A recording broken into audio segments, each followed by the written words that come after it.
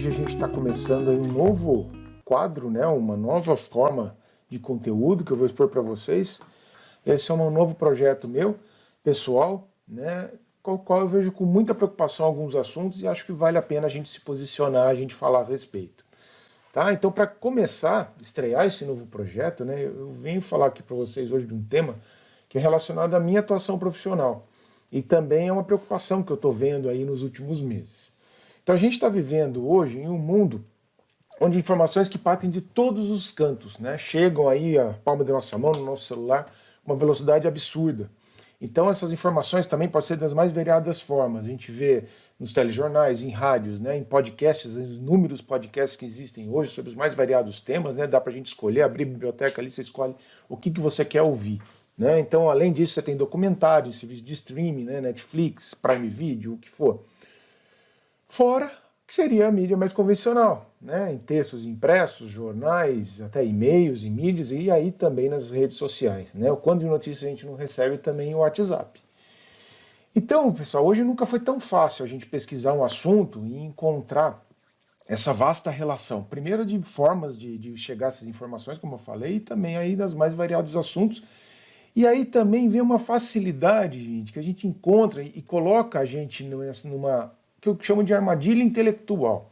Porque a gente fica rodeado, né, de acordo aí com os algoritmos que vão fazendo análise do que a gente está usando, que a gente está navegando, que a gente está consumindo na internet, a gente começa a ser deparado, aparecer para a gente no nosso feed diário de notícias, né, nas redes sociais principalmente, só aquilo que fala o que a gente quer ouvir, né, que fala a nossa língua, ou que é da nossa área, né, da nossa praia, e justamente a gente fica dentro do que a gente gosta de ler, ver e ouvir.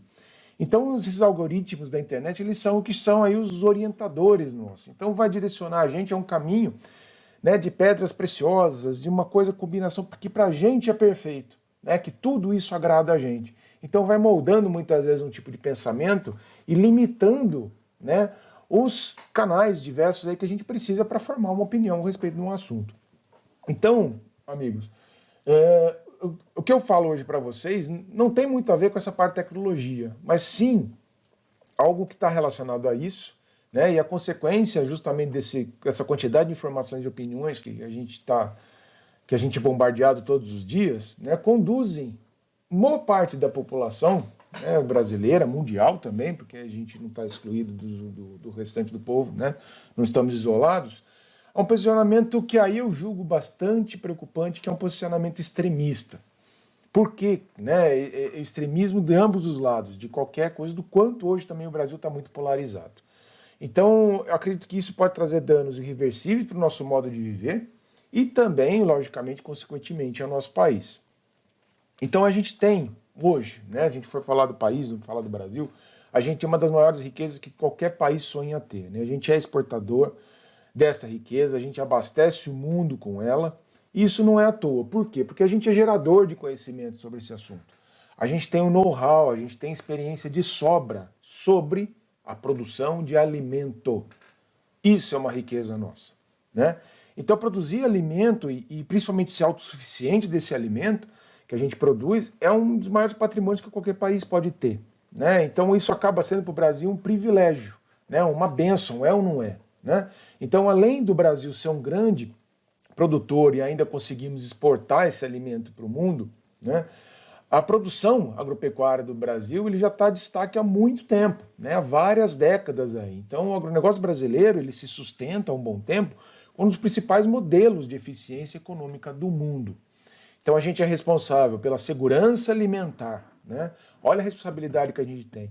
Então, o que é segurança alimentar? Como vocês já ouviram, né, falar, é justamente dar acesso regular e permanente a alimento, em quantidade e qualidade suficiente, né, que garanta, assim, um direito humano à alimentação adequada. Né? Então, a acessibilidade, não só produzir, mas dar acessibilidade também ao alimento. Então, o Brasil, né, ele tem uma média aí em torno de 21 bilhões de dólares de produtos agrícolas exportados anualmente. Então, desde 2014, o Brasil está consolidado, né, ele vem se consolidando ano a ano, um dos maiores exportadores de produtos agroindustriais do mundo.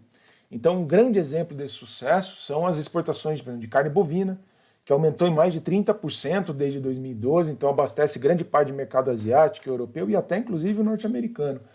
E nesse complexo de carnes, pessoal, a gente é ainda o maior exportador e o segundo maior produtor mundial de carne de frango, respondendo aí juntamente até com os Estados Unidos por mais de 50% de todo o frango produzido no mundo.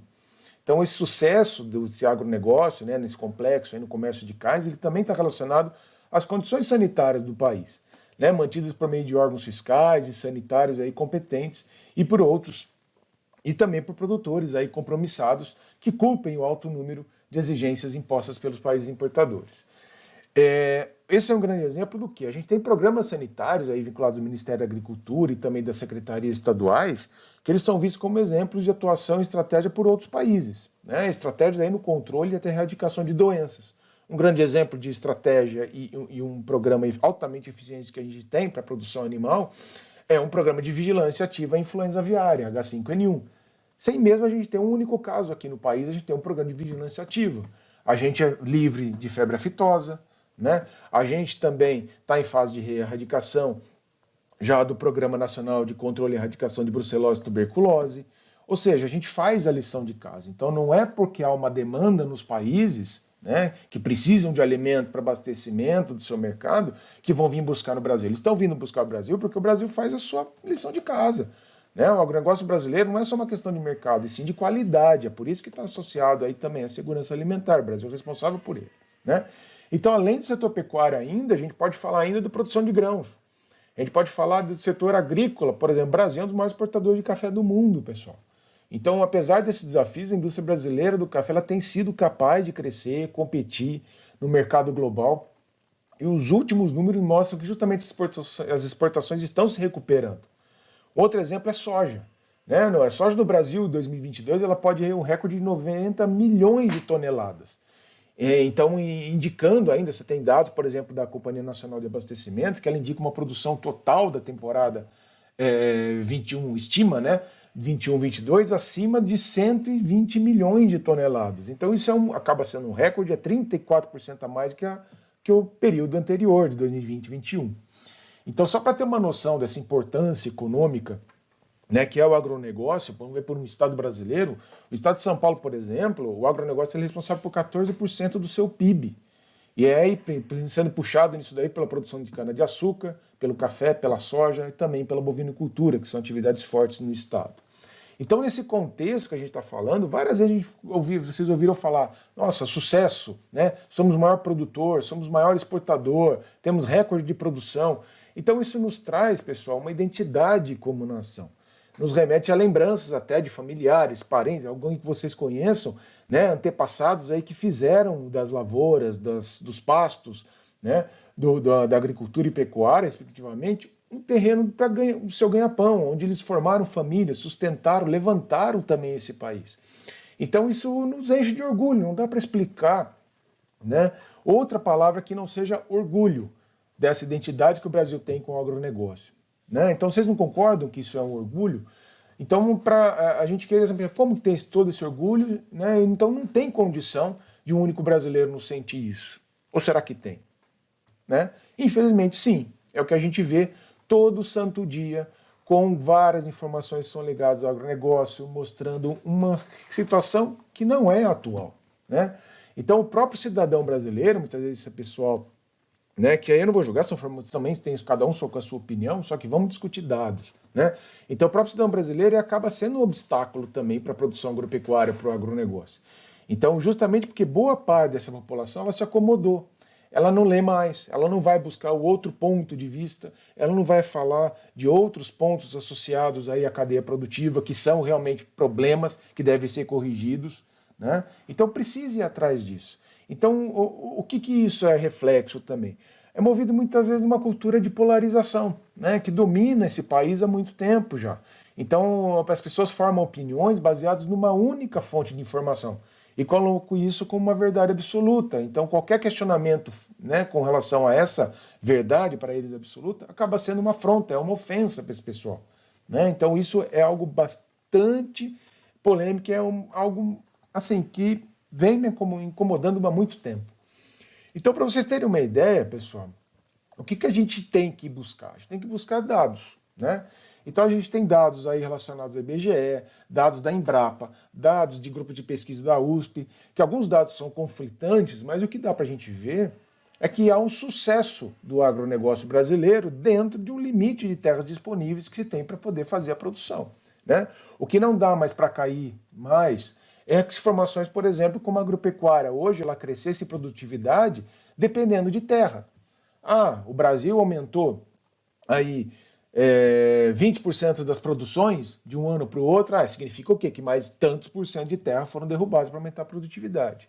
Gente, a tecnologia da pecuária brasileira cresceu estrondosamente, né? A gente é exportador de tecnologia, a gente não é somente exportador do produto final. Toda a cadeia produtiva do Brasil ela passa a ter atenção também de tecnologia que ela é empregada por outros países. Então, a produtividade brasileira ela só não cresceu por meio de terras. Isso era muito na década de 80, 90.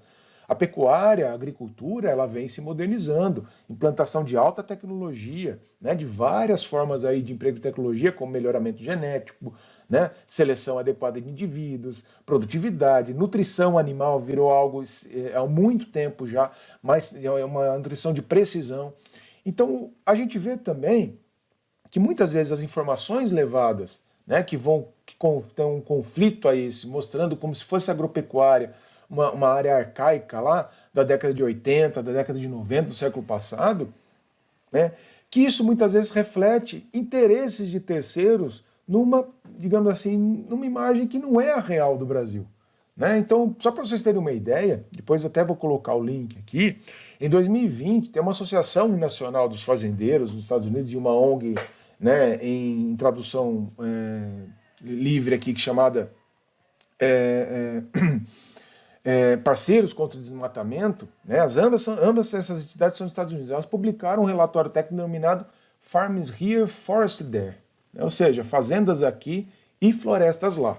Isso é só um exemplo que eu falo para vocês. Né? Então isso em tradução livre é o Fazendas aqui e Florestas lá, que justamente defende que os países ricos, em especial os Estados Unidos, é que devem desenvolver agricultura e pecuária, cabendo os países tropicais, especialmente o Brasil, preservar as florestas. Então, o documento ainda cita vários dados e o quanto o desenvolvimento das atividades agropecuárias nos países tropicais, principalmente o Brasil, prejudicaram os agricultores norte-americanos. Então, a verdade é justamente esse sucesso da produção agropecuária brasileira incomoda muita gente. A gente é líder em produção e exportação de commodity, utilizando aí de 40% do território disponível para esse fim, gente.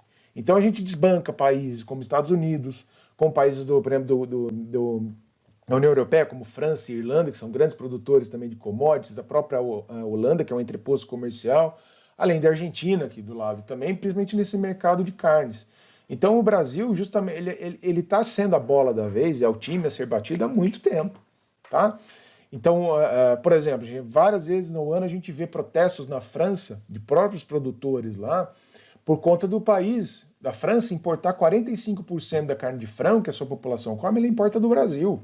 Né? Além de Tailândia, da Ucrânia também, mas principalmente do Brasil. Então, logicamente, isso vai desagradar também produtores da região. Seria mesmo o contrário, mesma situação. A gente entende caso o Brasil acabe importando uma grande quantidade, uma commodity, sendo que a gente produza também o que desmereceria ou traria problemas econômicos aí para o setor no país. A gente entende, a gente tem esse entendimento. Né? Então, para vocês verem o quanto o país ele é bola da vez há muito tempo. Né?